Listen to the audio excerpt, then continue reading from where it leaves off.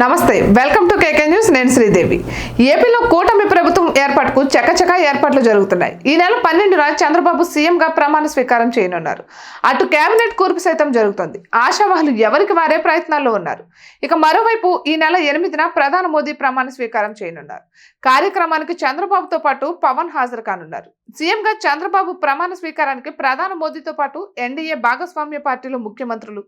కీలక నేతలు హాజరు కానున్నారు ఇక అమరావతిలో చంద్రబాబు ప్రమాణ స్వీకారానికి సంబంధించి వేదిక ఏర్పాట్ల పనిలో యంత్రాంగం నిమగ్నమైంది ఇక మరోవైపు అధికారిక టీం కూడా సిద్ధమైంది సిఎస్ నుంచి ప్రత్యేక కార్యదర్శుల వరకు కొత్త అధికారులు భర్తీ అవుతున్నారు ఏపీ ప్రభుత్వ ప్రధాన కార్యదర్శిగా నీరబ్ కుమార్ ప్రసాద్ నియమితులయ్యారు 1987 ఏపీ కేడర్కు చెందిన ఈయన ప్రస్తుతం పర్యావరణ అటవీ శాఖ ఇన్ఫర్మేషనల్ టెక్నాలజీ డిపార్ట్మెంట్ ప్రత్యేక కార్యదర్శిగా కొనసాగుతున్నారు తొలుత విజయానంద్ పేరు వినిపించిన నీరబ్ కుమార్ ప్రసాద్ వైపే చంద్రబాబు మొగ్గు చూపారు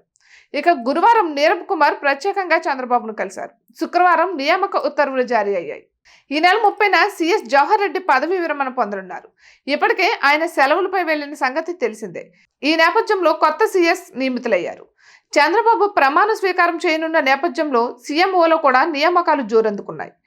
ప్రభుత్వ ప్రత్యేక ప్రధాన కార్యదర్శి ముద్దాడ రవిచంద్ర సీఎంఓ బాధ్యతలు స్వీకరించనున్నారు అయితే చంద్రబాబు సీఎంగా ప్రమాణ స్వీకారం చేసే ముందు తరువాత కీలక అధికారులు నియామక ఉత్తర్వులు వెలువడే అవకాశాలు కనిపిస్తున్నాయి అయితే పూర్తి స్థాయిలో సీఎంఓను ప్రక్షాళన చేసి సొంత టీంను ఏర్పాటు చేసుకునే పనిలో చంద్రబాబు పడ్డారు ఇక ఇటువంటి మరెన్నో వీడియోస్ కోసం కేకే న్యూస్ తెలుగు ఛానల్ని సబ్స్క్రైబ్ చేసుకోండి